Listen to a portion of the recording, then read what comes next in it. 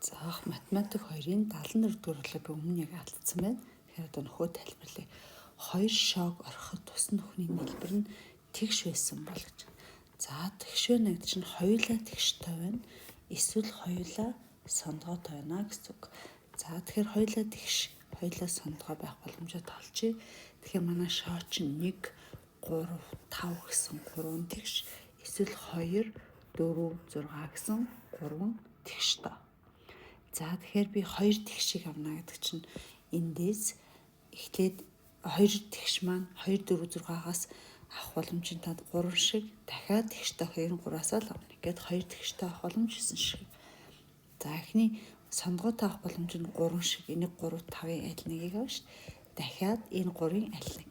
Тэгээ ингээ 9 шиг буюу нийт ер нь нийлбэр нь тэгш байх боломжлохороо 9 дээр 9-ийг нэмээд 18 янз.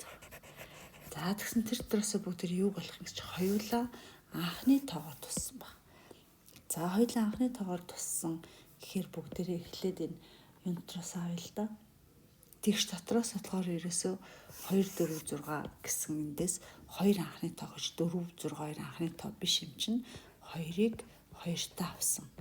За энийг авч болно. Тэгэхээр хоёулаа анхны тоо тэгэхээр нийлбэр тэгш мөн. За тэгшээс өөр байхгүй.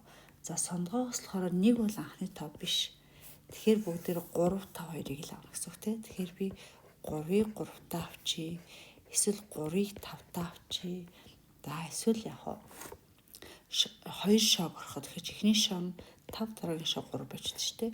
За эсвэл эхний шоо 5 дараагийн шоо 5 байж л. Ингээд нийлбэр нь тэгш мөртлөө хоёулаа анхны тоо байх боломж биднэрт 5 янзлах. Тэгэхээр нийт боломж нь 18 байгаа. Тэр дотор хоёулаа анхны тоо байх нь 5 янз буюу магадлал нь 18-ны 5 гарнаа.